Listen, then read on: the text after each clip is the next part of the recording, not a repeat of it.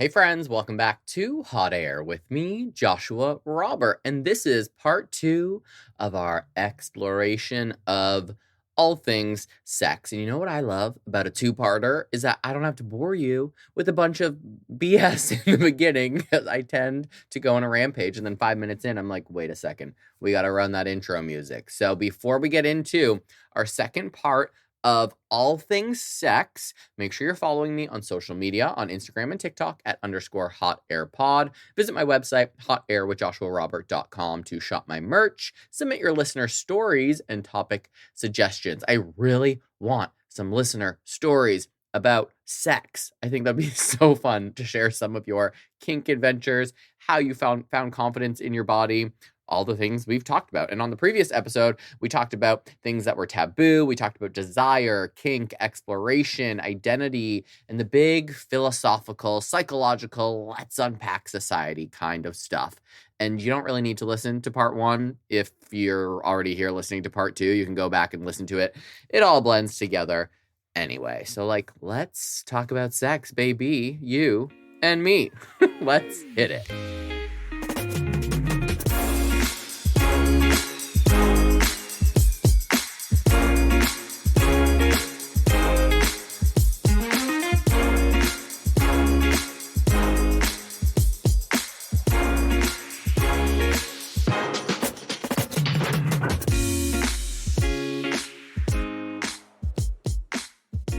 Part 5, solo sex, self-connection, and why masturbation is basically self-care with incredible PR problems. That was a long little title, wasn't it? So now we need to talk about the one topic that still makes grown adults act like middle schoolers who just heard the word boob for the first time. Solo sex, masturbation, self-pleasure, flying solo, DJing your own set, flicking your bean, jerking off, all of the above, however you want to brand it. Because for something that almost every single human does at some point in their life, I don't know why I said almost, because quite literally every human has done this at some point in their life, we sure do treat it like a state secret. The vibes around masturbation are wild. People will openly discuss their skincare routine, their therapy breakthroughs, their digestive issues, all things I've talked about here. Like, yeah, my gut health has been absolutely crazy lately. But when you mention masturbation, suddenly it's like, oh my God, we don't talk about that. But I'm always like, why not? Why is this the last forbidden frontier? It's literally the most low risk, independent, mind your own business activity you could possibly do. And you're not hurting anyone. You're not involving anyone. You're just at home like, you know what? I deserve nice things. And somehow society decided that it is shameful. And I keep saying, make it make sense, but none of this makes sense to me. And here's the thing that really cracks me up. Masturbation is quite possibly the safest form of sex that exists. You can't get pregnant from jerking your gherkin. Zero STI risk. Zero awkward, like, so what are we text the next day. There's no mixed signals, no scheduling conflicts, no Uber home. It's just you and your body, like a peaceful little spa appointment.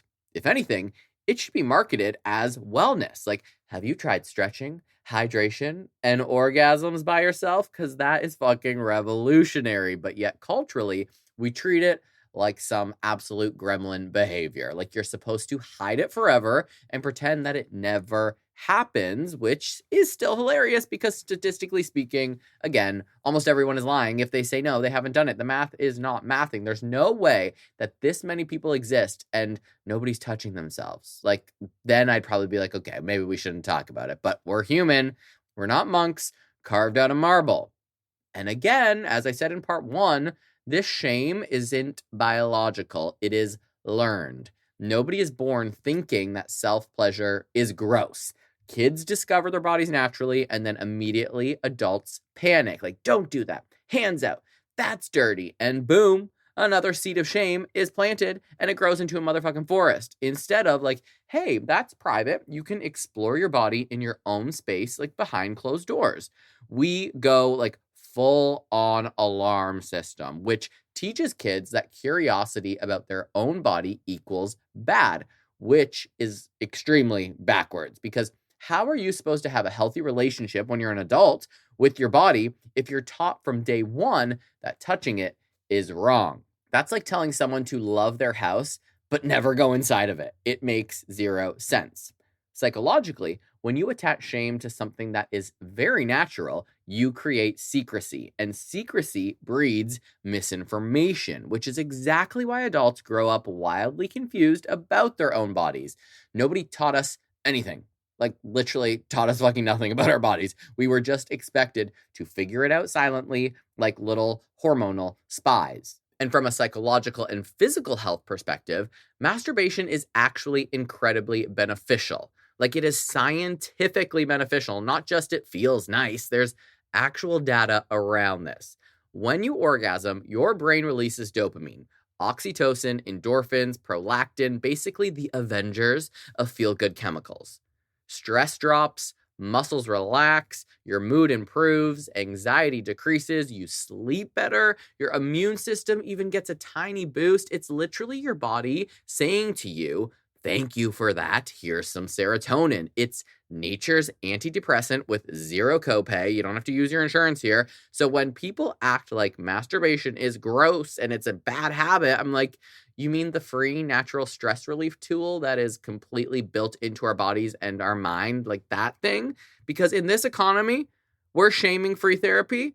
Are you serious? We should be sending thank you cards to everyone that jerks off. Trump keeps talking about cutting these checks, sending us $2,000. You should cut us a check every time we jerk off so we're a little less stressed because of your bullshit, buddy. But this episode isn't about politics, okay?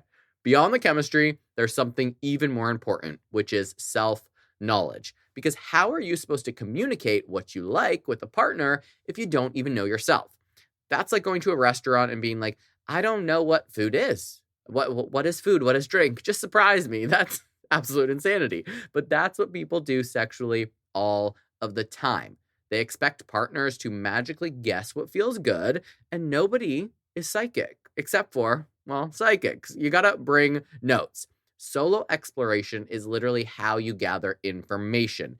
It's research. It's field work. You're learning your own body, what you like, what you don't like, what feels amazing, what feels like absolutely nothing is even happening at all. And that knowledge is power, because then when you're with someone else, you're not just lying there hoping for the best. You can say like, oh, hey, I like this, or go slower, or maybe not that, or yes, exactly that, or like, don't stop, keep going.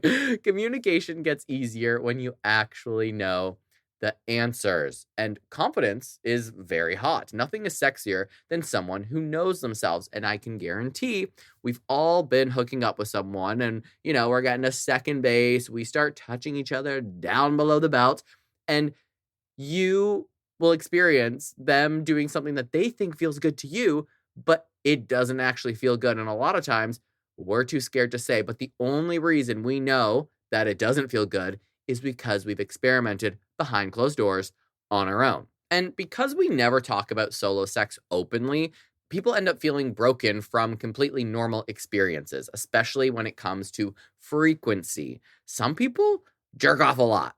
Some people rarely do it. Some people go through phases, and all of that is normal. Your libido is not a factory setting. It fluctuates with stress, hormones, mood, life circumstances, sleep, diet, whether mercury is in the microwave, like who knows? Bodies are really chaotic and confusing. That doesn't mean that you're too much because you do it too much, or you're not enough because you feel like you don't do it enough. It just means you're alive.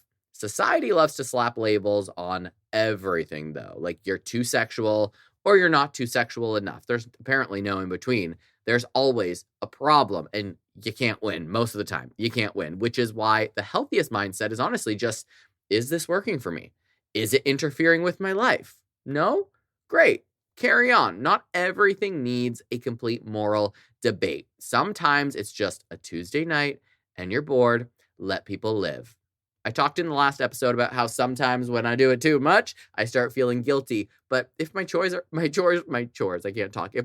are done, my bills are paid, my work is done, I've walked the dog, my lunch and breakfast are packed for tomorrow morning, like who cares? If that's how I want to spend my free time, honey, that's how I'm going to spend my free time. And we got to talk about the double standard for a hot second, because historically, male masturbation has been treated like a joke and female masturbation has been treated basically like it doesn't exist, which is insane.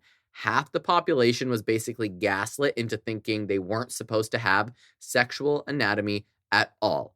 Like, pleasure was this optional side quest only available to men. And that is obviously, absolutely not true. Everybody has a nervous system. Everybody has nerve endings. Everybody deserves pleasure, full stop.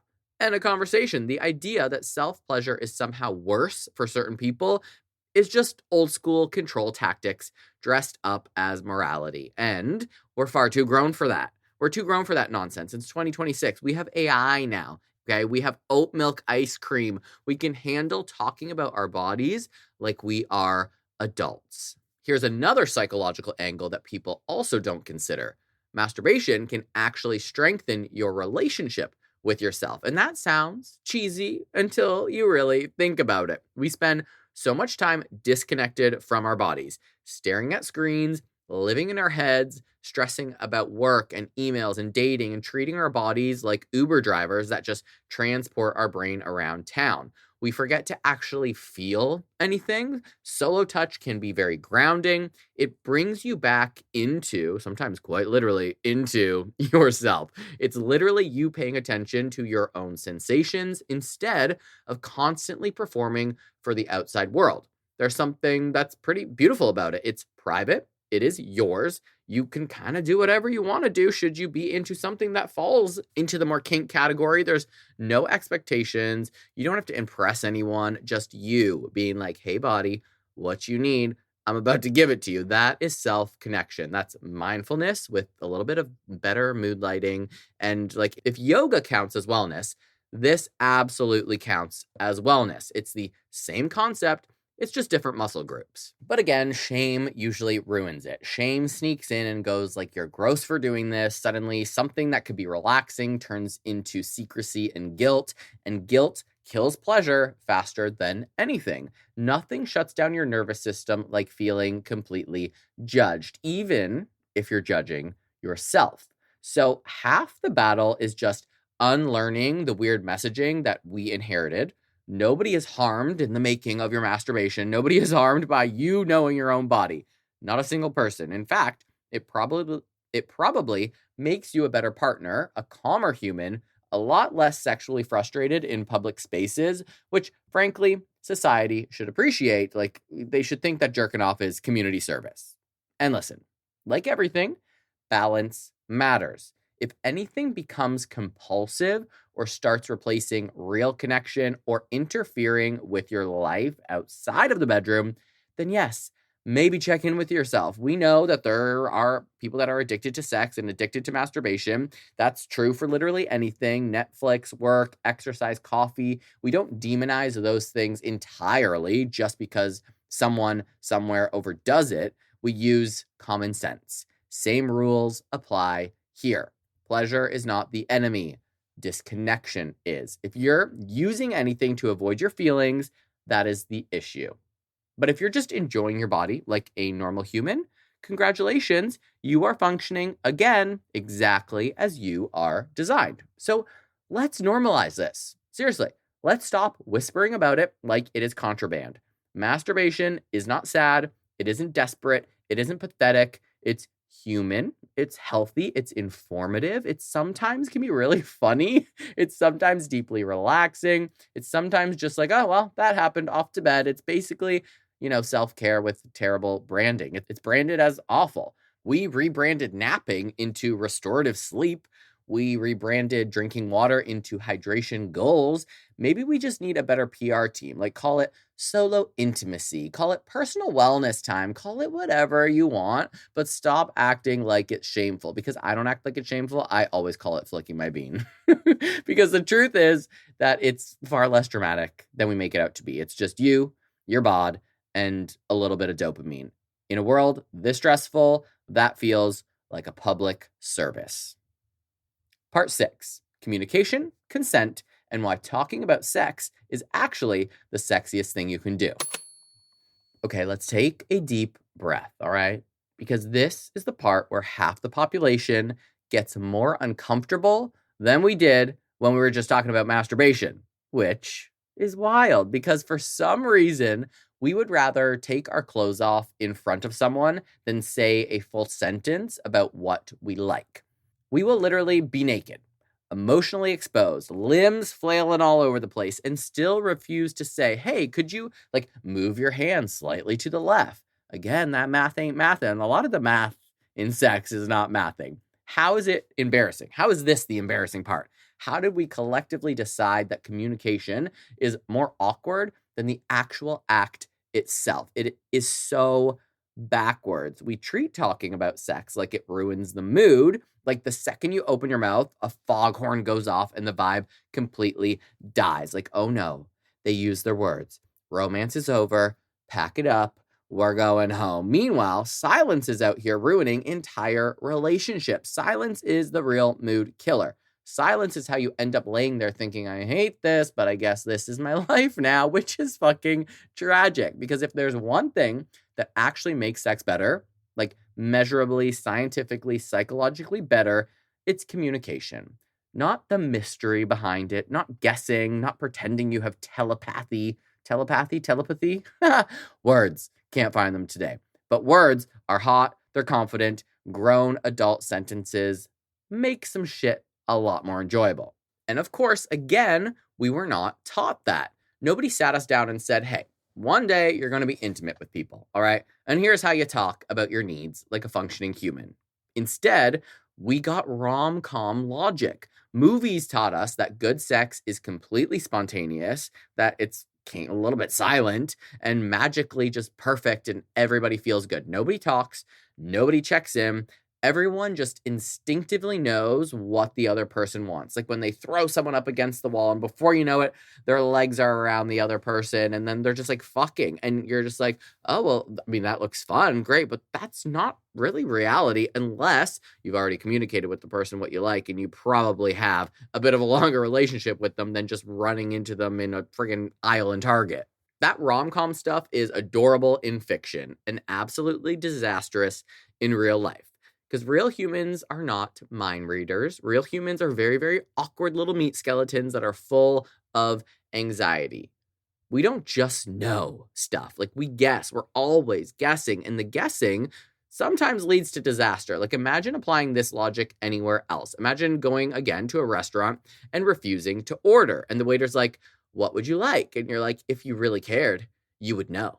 If you cared about your job, you would know. And that would be so unhinged, although I kind of want to go try that and just stare a waiter down. What can I get you to drink?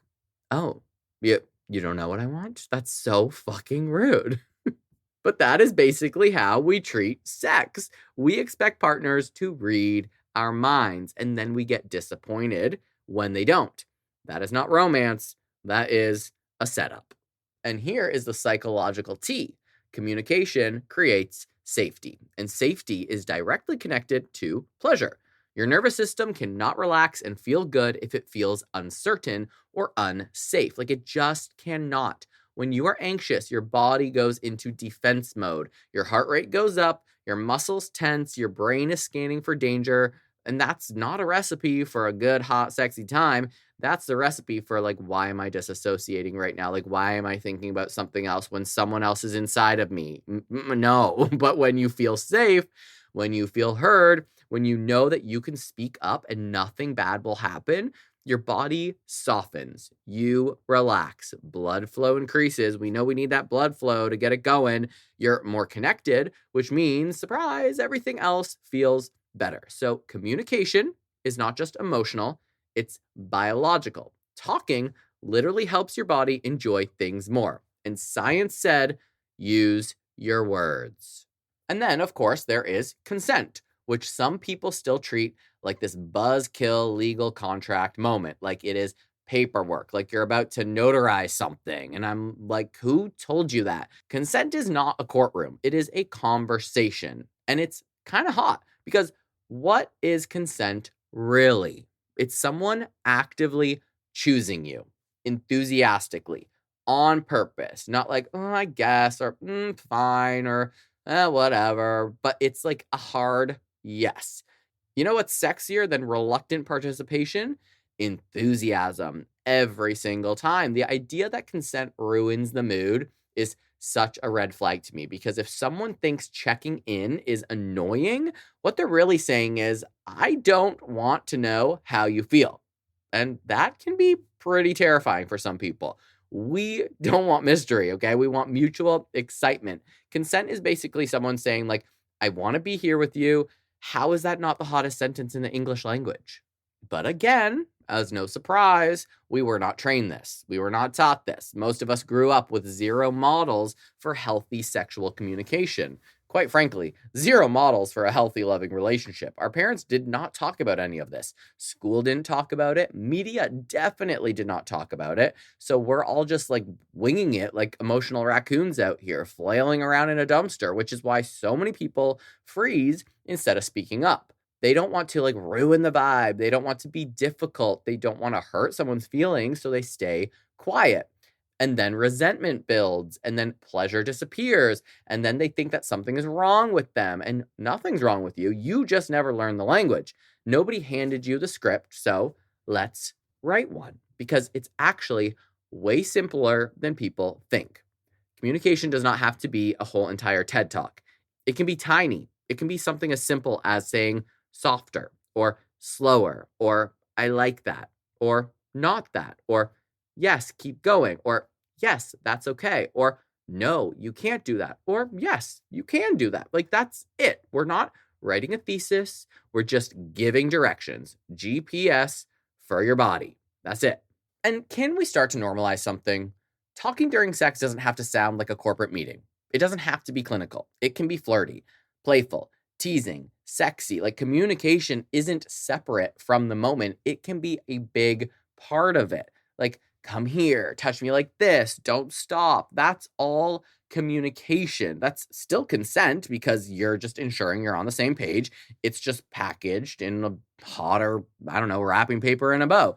People act like you either have awkward silence or a PowerPoint presentation. There's a middle ground that we can all find. You can talk and keep the vibe. In fact, most of the time, talking enhances the vibe because now you're co-creating instead of just guessing. It's collaborative, it's teamwork, and teamwork makes the dream work. And I will die on that hill. I used to be so silent in bed. Like I was just so uncomfortable communicating. And that also went for every other aspect in life. I was not a very good communicator about my feelings physically, emotionally. But when I started to just force myself to say whatever it was I was thinking, a decade later, I enjoy being verbal in the bedroom. I enjoy having communication. I enjoy sometimes when I make jokes and we end up laughing and it's just a fun time. It doesn't have to always be, flirty, sexy talk. It can be jokes. It can be fun. It depends on, of course, the bond that you have with someone, but like open your mouth, say what's on your mind. Like the jokes I want to make about opening your mouth because we're talking about sex. Your mouth was open earlier. Something else was in it. If there's nothing in your throat, use your vocal cords and speak your mind is basically what I'm trying to say. And as no surprise, there's more things that we don't talk about enough, like aftercare and emotional check-ins, because sex is not just physical, right? It is vulnerable. We know that. You're literally sharing your body with somebody else, and sometimes a stranger, or sometimes you have a bond with them, or sometimes someone you have a bond with. That can bring up a lot of feelings. It can bring up attachment, sensitivity. Sometimes you feel like really good after. Sometimes you feel like weirdly emotional for no apparent reason, which is also totally normal because hormones are flying around like confetti. Oxytocin bonds you, dopamine spikes, and everything settles. And your brain is like, wait a second, what just happened? What did I just do? Like having a little communication afterward, a cuddle, a like asking like, are you good? Do you want a glass of water? A laugh. It helps your nervous system land safely. It tells your brain that like you're okay, you didn't do anything wrong, you're cared for, and that is huge psychologically. But because people don't talk about it, people sometimes just roll over, they grab their phones, they start scrolling on TikTok like nothing happened, or they put on their clothes and they go home, which is the emotional equivalent of ghosting someone in the middle of a hug. So please stay present for like 5 minutes, talk for a hot second, even if it's, maybe awkward if it was just like a one night stand, but you're not going to die, okay? Have a little chit chat. And now let's talk about boundaries too, because boundaries are not rejection, they are information. If someone says, like, hey, I'm not into that, they're not attacking you, they are helping you. They're literally giving you the cheat codes to treating them better. But because we have fragile little egos, sometimes when we hear no, we think that we are bad. And it just means redirect. That's it. If anything, someone being honest about boundaries shows trust. They feel safe enough to tell you the truth, and that is a gift. And the more that we normalize that, the less scary that communication becomes. It stops being this confrontation and starts being more collaboration. That's a really big keyword in all this sex stuff. Collaboration. You're saying, here's what works for me, what works for you. That is what adults do. Literate behavior. And truly, some of the best sex advice that I've ever heard is this: treat intimacy like a conversation, not a performance. Because the second that you think you're performing, you get in your head. And also, you're not being true to yourself. You're asking yourself, am I good at this? Do I look weird? Is this right? And we know that is anxiety city. But if you treat it like a conversation, like you're just responding to each other in real time, it becomes playful and curious and fun. There's room to laugh, there's room to adjust, there's room to be human, and humans, again, are messy. Sometimes our bodies make weird noises. Sometimes you knock your head and you almost go unconscious on the headboard. That has not happened to me, but I'm sure some of you it has. Sometimes something cramps up, your leg starts cramping and you just can't move anymore. That is life, okay? Laugh and keep going. Communication lets you roll with it instead of spiraling into embarrassment. Perfection is so boring, and connection is way hotter. At the end of the day, talking about sex does not kill the mood. Shame kills the mood. Silence kills the mood. Pretending kills the mood. Pretending the mood isn't killed kills the mood. Communication actually saves it. It creates trust, and trust is the foundation of everything. Without trust, your body stays guarded. With trust, you open up. Like, quite literally, you open up, and emotionally, you open up. So maybe the sexiest thing that you can do isn't some wild move or acrobatic nonsense or like the most twisted little pretzel moment. Sometimes that is hot, but like maybe it's not. Maybe it's just looking at the person you're with and asking, do you like that? Like a confident, caring adult would ask. I know it sounds crazy and revolutionary, but it's iconic behavior. So let's retire the idea that talking is awkward, talking is hot, talking is mature, talking is how you stop guessing and you start connecting. Consent is not a buzzkill. It is enthusiasm. Boundaries are not rejection. They are clarity. And communication isn't ruining anything. It's building everything. It's almost giving you the runway. It's paving the road for you to experience more. Because at the end of the day, the goal isn't silence and mystery. The goal is mutual pleasure, safety, and connection. And the fastest way there is words. So use them. Part 7. Body image, confidence, and why shame is the ultimate mood killer. Let's get painfully honest for a second, because we need to talk about the one thing that quietly sabotages almost every single person in the bedroom, and nobody wants to admit it. It's not your technique. It's not experience. It's not skill, like a new skill you learned on Pornhub. It's not that you're bad at sex. It's not that you don't know enough. It's not that you haven't read some ridiculous Cosmo article called like 10 Tricks to Drive Him Wild. It's your brain. Your brain is usually the culprit that's fucking things up, okay? Specifically, it's running commentary in your head that sounds like a middle school bully. It's body image. It's shame. It's the constant mental voice going, do I look weird right now? Is my stomach showing? Is this angle bad? Should I turn off the lights? Can they see my stretch marks? Do I look sexy enough? Am I performing well enough? Am I desirable enough? I could go on and on and on. And I know I've already talked about this a little bit, but I think it is extremely important because if we can't feel comfy, we can't really experience the best parts of sex. And the moment that voice, the voice of the bully, shows up, your vibes completely die. And not because anything changed physically, but because mentally you have left the room. You are no longer present. You're not in your body. You're watching yourself from above, like you're having a out-of-body experience, like you're a security camera. And that is the fastest way to disconnect from pleasure. So, as a reminder, pleasure lives in the body, not in the mind, not the mirror, not the imaginary audience that's judging you. It lives in sensation, touch, breath, presence, and shame yanks you straight out of that. Shame says, like, don't feel, evaluate. Shame says, don't experience, perform. Shame turns intimacy into a performance review. And suddenly you're not having sex anymore. You are auditioning. But for what? Like an imaginary award, like best abs in low lighting or something? It's absurd when you say it out loud, but internally it feels so real. And almost all of us do it. We've all had that moment where instead of enjoying what's happening, we're mentally adjusting like we're on a photo shoot. You're telling yourself to suck in, to arch your back, to hide this side, to turn like this. And you're not posing for Vogue, okay? You're trying to connect with a human. Nobody is grading you. And if they are, you better run, okay? If they're judging you, they're not the one for you. That's not a partner. That's a judge on America's Next Top Trauma. And I will say something that I think about because I used to be so in my head with sex. I was always thinking about did I look flabby? Was this my angle? All of the things that I already listed. But I realized when I took a hot second and stepped out of it, after sex was done, I was not judging the other person. I was not looking at them and going, ooh, this angle is not good on them. Oh, they've got a bit of a belly, or like, oh, I don't know. What did I say in the last episode of like a hair on their back or whatever? Like, I'm not even paying attention to that stuff. And it could be a terrible angle. They could have 5 chins from where I'm laying, but I'm not paying attention because A, I'm in my head. And also sometimes I'm in the moment. So if you're not judging the person that you're fucking, they're highly likely not judging you. And the wild part about this insecurity is that it did not even start with us. Most of us were not born hating our bodies.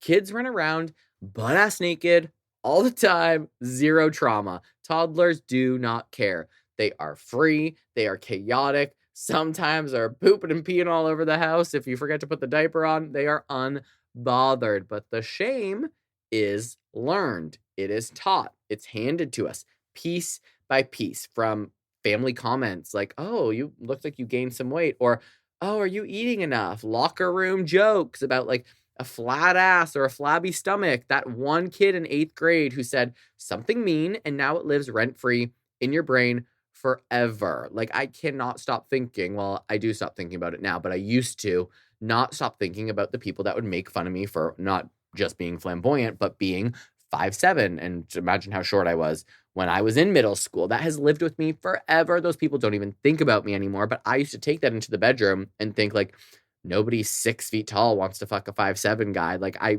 would just get so in my head. And I would think the reason that I wasn't hooking up with people or dating people was because of my height. And it was actually just because I was lacking confidence. The shame also shows up in media, advertising, Instagram, every movie casting the same 5 body types as desirable. Every fitness ad that's screaming that you're one purchase away from being worthy of love. Like, it is constant. It could be subtle and not subtle messaging that says that your body isn't right yet, as if you're a renovation project, as if you're not already complete. So we grow up internalizing that idea that we have to earn desirability, that we have to fix ourselves before we're allowed to be wanted. And then we bring that anxiety straight into our most vulnerable moments. Of course, we cannot relax. Of course, we are tense. We were trained to believe that our bodies are problems to solve and not just places that we live in. And let me tell you something that is revolutionary that should not be revolutionary. Confidence is way sexier than perfection. Every time. Every single fucking time. Think about it. Have you ever been wildly attracted to someone who wasn't technically perfect, but they just owned themselves? They walked into a room like they belonged there. They laughed loud as hell. They moved freely. They were not apologizing for existing. That energy is magnetic. Meanwhile, you can put the most conventionally perfect, however you want to think about that person, in front of you. But if they're insecure and closed off and constantly self-criticizing, the vibe just feels heavy because attraction isn't math. It is energy, it's presence, it's how someone feels in their own skin. Confidence says, like, I am here. Take it or leave it. Shame says, I hope you don't notice me. And guess which one is hotter, okay? The confidence is hotter. And also, my ex, I thought he was so fine. When I first saw him a gazillion years ago, a decade ago, at the bar, I was like, I need to know who that person is. And yes, we had a long relationship. We got married. But when you start seeing those not so nice sides of someone, they become physically less attractive. You do not want to have sex with them. You don't even want to touch them. And it also goes the other way around when we're talking about conventionally attractive, someone who is conventionally unattractive. I don't even like really using that term, but you know what I mean. But they could have the most amazing personality. They could make you laugh. They become so fucking hot. So that confidence wins no matter what. But confidence doesn't just magically appear. It's not like you wake up one day and you're like, wow, I just love everything about myself. I'm incredible. Like, I mean, that would be great if it didn't take any practice, but it's a lot of unlearning. It's catching that inner critic and going, actually, shut up. Don't talk about me like that. Myself, don't talk about me like that. It's choosing to be kinder to yourself. And that might sound very cheesy, but psychologically, it matters a lot because the brain believes what you repeat. If you constantly think, I'm unattractive, I'm not enough, my body's wrong, your brain goes, okay, yeah, I got it. That is the truth, and I'm sticking to it. But if you start interrupting that and say, no, my body is good, my body deserves pleasure, I deserve to be here, then your brain is going to slowly rewire. Neuroplasticity, again, science, again, you can literally retrain your brain to stop attacking you, which means you can retrain yourself to feel safer in your own skin, which means you can actually enjoy intimacy instead of bracing for it. Sometimes I will stand in front of the mirror if I'm like not feeling myself, and I will look at myself and I'll be like, Josh, everyone tells you you have beautiful eyes. You have beautiful eyes, okay? You go to the gym, you work out, you look good. You are a bad bitch. Like I try to give myself a pep talk. And even when I don't believe it, there are times when it doesn't slap as hard as I want it to slap. It doesn't always snap me out of it. But those self-talk moments are really good for rewiring your brain. Okay, and we need to also talk about lighting for a hot second because the chokehold that turn the lights off has on society is wild. Why are we acting like our bodies are horror movies, okay? Like, quick, darkness only. It's about to get spooky in here. Who told us that being seen is dangerous? Because here's a hot take, okay? Being seen is the point. Intimacy is about visibility. It's not about hiding. There is something incredibly powerful about letting someone look at you and not flinching, not apologizing, and just like existing and enjoying that. That level of comfort is so extremely intimate. So it makes sense why we want the lights off. But again, nobody's inspecting you like a lab experiment. They're just happy to be there with you. Most people are way too busy worrying about their own stomach or their own weird angle to critique yours, which is exactly what I meant earlier when I was saying that I'm not judging others because I'm too busy judging myself. We're all insecure together, okay? It's actually kind of adorable if you think about it like that. We're all thinking about if we're hot enough. Just two humans being like, please don't notice my flaws, while simultaneously, we're not even noticing each other's. It's actually quite comedic. It's absolute comedy. Now, anyone who knows me knows I enjoy being celibate for like a year, and then I'll meet someone and be like, I guess so. But my most recent, not even a hookup, my next baby daddy, when I had sex with him for the first time, my mind went to like, are we going to turn off the lights? Like, should I say turn the lights off? And then I was like, no, why? Like, I want to see this. I want to enjoy this. I want to be in the moment. This guy is hot. Like, I'm very much into him. Like, why would I want to dim the lights if I'm attracted to someone? And they're probably feeling the same way. I'm sure he probably was like, should we leave the lights on or not? Like, I think we all think about that, but it's so true that the lights situation has such a chokehold on us. Like, leave the fucking lights on. You're literally about to put your body parts inside of each other. Come on. What's the big deal? Now, we've got more to discuss about shame because shame disconnects you from sensation. When you're self-conscious, your brain goes into that monitoring mode, right? We said it's scanning, evaluating, judging, and your brain is far too busy doing that. It can't even process pleasure signals that it's trying to send to you. You literally, physically feel less. It's like turning the volume down on your own experience. But when you feel comfortable, when you stop monitoring and start existing, everything gets louder. Touch feels stronger. Kissing feels deeper. Your body responds faster because you're not blocking it with anxiety. So improving your sex life isn't always about like learning those new tricks. Sometimes it's about learning how to relax and stop being mean to yourself. And that's it. That's like the secret, okay? Therapy could have charged you $200 for that last sentence, but you're welcome. I'm giving it to you for free. Improving your sex life isn't about new tricks. It's about learning to relax and being nice to yourself. Stop being mean to yourself, okay? Venmo me $200. Thank you. And now let's zoom out even more here, because this isn't just about sex, although it's a lot about sex. It's about how we live in our bodies in general. Do you dance freely, or do you hold back? Do you wear what you want or what hides you? Do you speak confidently, or do you apologize constantly? All of that energy follows you into intimacy. If you spend your whole day shrinking yourself, you're not magically going to expand at night. So confidence isn't just a bedroom skill. It is a life skill. It's choosing to take up space and choosing to say that I deserve to be here. And I don't think personally that is arrogance. That is self-respect. And there is a very big difference. And listen, this doesn't mean you have to love every single part of yourself every single second of every day. That is unrealistic. We all have days where we're like, wow, who is she? That's human, right? We all have days where we look in the mirror and we're like, what the fuck? And that is human, okay? The goal isn't constant obsession with your reflection. The goal is neutrality. It's peace. Like, this is my body. It gets me through life, and that is cool. You don't need to worship it. You just need to stop fighting it. Stop treating it like the enemy, because your body is not sabotaging you. It's literally giving you pleasure. It's on your team, and maybe we stop bullying it like that kid in 6th grade. At the end of the day, shame is the ultimate mood killer. Not your stretch marks, not your scars, not your softness. Shame. That is the villain. And shame thrives in silence. It thrives in comparison. It thrives when you think you're the only one who feels this way, because you're not. Literally everyone is walking around with the same version of this insecurity, which means we're all just out here overthinking while missing out on connection and life. And life is too short for that. We have bigger things to worry about than whether our thighs looked weird for 2.5 seconds. The world is quite literally on fire, okay?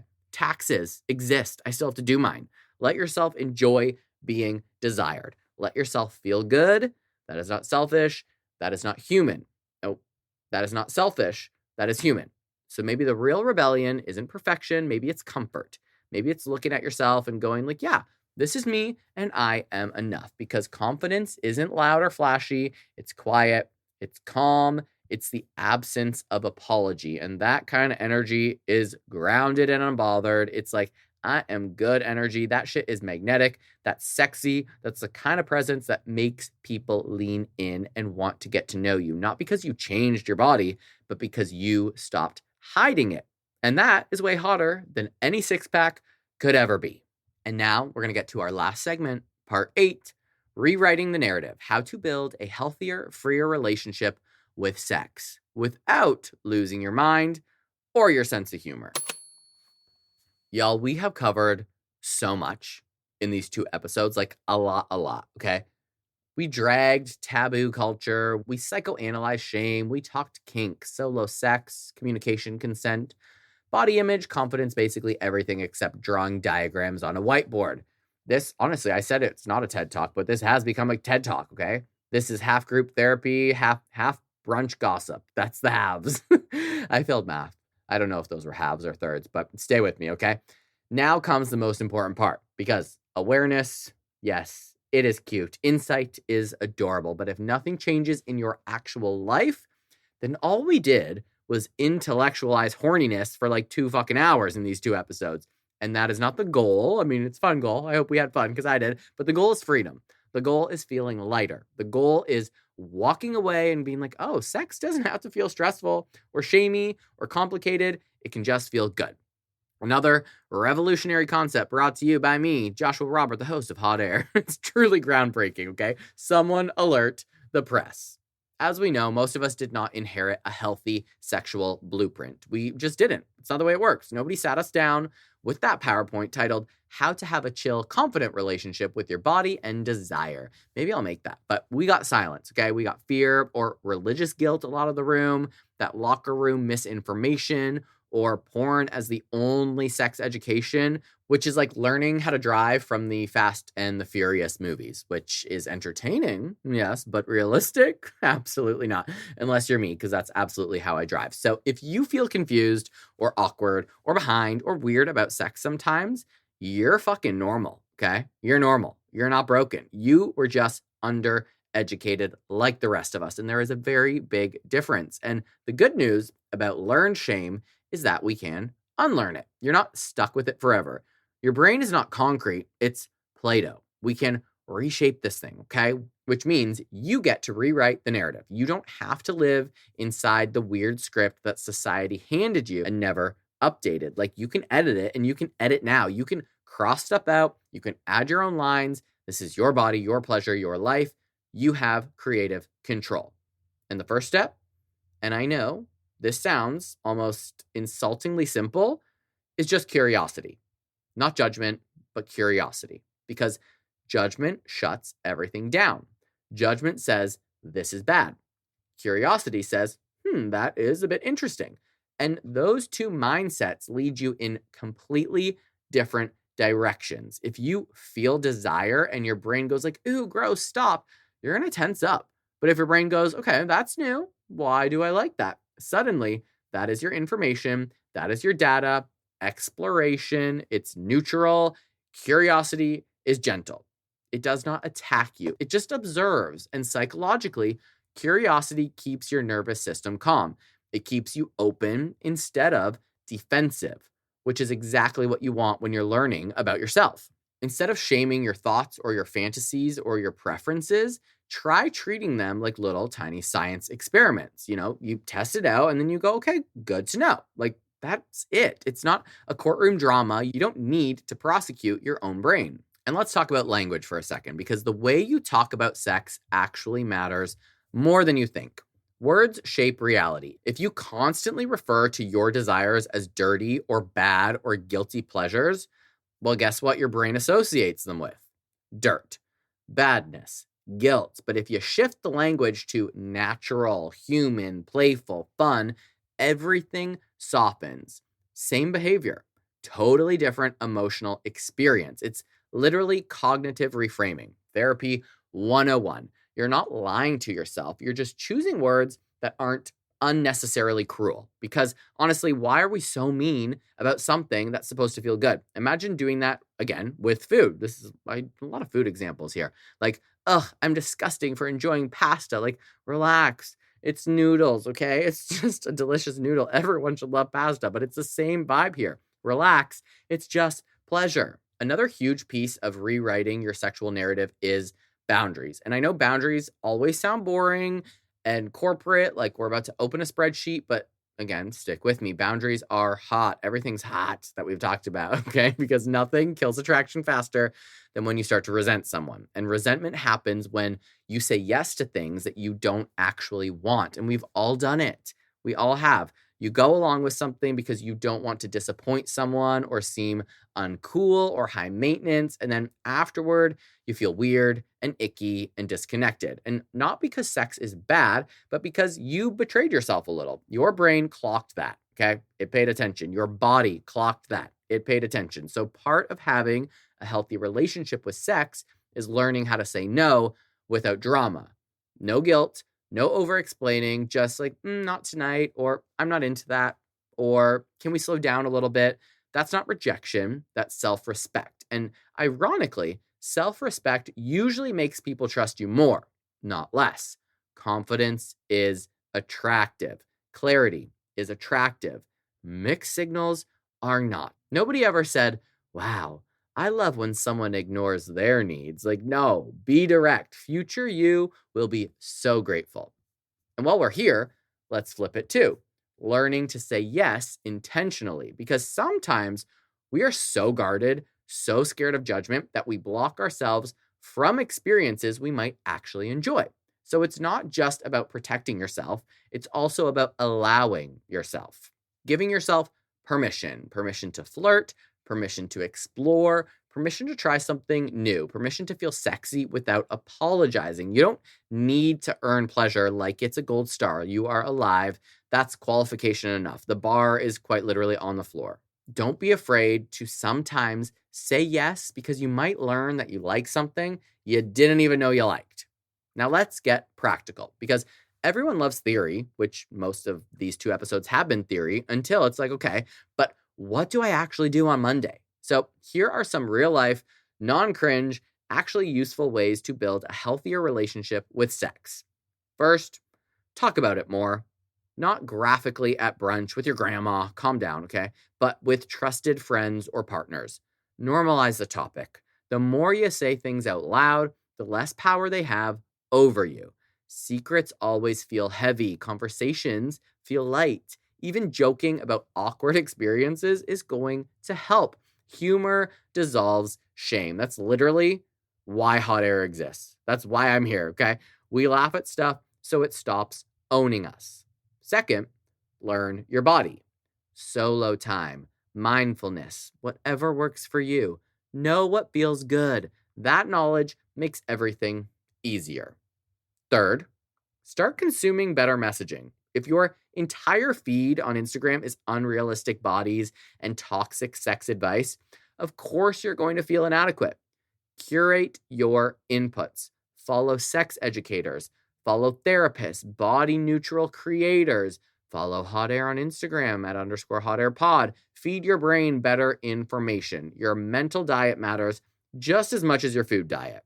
And fourth, check in with yourself emotionally. If you are exhausted or stressed or disconnected, forcing intimacy, it's usually just going to backfire. So take care of your nervous system first, and then sex is always better when you feel safe, like always. And maybe the biggest mindset shift of all is this: sex is not a performance. It's an experience. You're not there to impress anyone. You're there to feel something. The moment that you stop trying to look hot and start trying to feel good, everything changes, because feelings are real. Performances are fragile. Performances crack under pressure. Feelings do not. So get out of your head and get into your body. Breathe. Laugh when something awkward happens, because guess what? Awkward stuff always happens. Bodies make sounds again. Knees crack. Butts get cramps. It's not a movie. This is life. The couples who can laugh mid-moment are usually the ones that are having the best time. Sex does not have to be the sacred, silent ritual. It can be playful. It can be goofy. It can be human. That is way more intimate anyway. At the end of the day, the healthiest relationship with sex isn't the wildest or the most experienced or the most adventurous. It's the most honest. It's the one where you feel safe in your body, safe with your partner, safe with yourself, where there's no shame, no pretending, no performing, just that presence and connection. Just like, hey, we are 2 humans sharing a moment. And that is it. That's not magic. That's not perfection, not technique. That is presence. And presence is something you can practice every day, not just in the bedroom. It's how you talk to yourself, how you treat your body, how you allow yourself joy without guilt. Like, it is all connected. So if there is one thing I want you to walk away with, it is this. As always, I think one of my catchphrases is, you're not broken. It's not, I mean, I didn't trademark it because I didn't make it up, but you're not broken. You're not weird. You're not behind. You're just human. And again, humans are messy and curious and horny as fuck and emotional and hilarious all at the same time. That's the deal. That is the package. It's kind of beautiful, because the more we drop the shame and start embracing the reality of who we are, the lighter everything feels. Sex stops becoming stressful. It's not a test that you have to pass, and it starts being what it was always meant to be, which is connection, pleasure, play, intimacy, life. which frankly sounds way more fun than being stressed about it. And if we're going to be here on this chaotic planet that is a little tiny marble that's zipping through space at God knows how many miles per hour, and we're still paying taxes to that orange orangutan in charge and answering emails and dealing with the news cycle every day, the least we can do is just like let ourselves enjoy our bodies without a guilt complex. Like that feels fair, right? That feels balanced. That feels like basic human rights. So if this episode made you laugh, made you think, or text your bestie like, oh my God, Josh is talking about sex, do me a favor. Follow me on Instagram and TikTok at _hotairpod. Also, wherever you're listening, leave a review, share it with someone you love, share it with someone you might be boinking later, and just spread the hot air love. Visit hotairwithjoshuarobert.com to shop my merch, submit your listener stories, and topic suggestions. And thank you for spending your time with me, and thanks for keeping it honest. And as always, stay loud, stay curious, stay sexy, stay horny, and I will see you next Tuesday.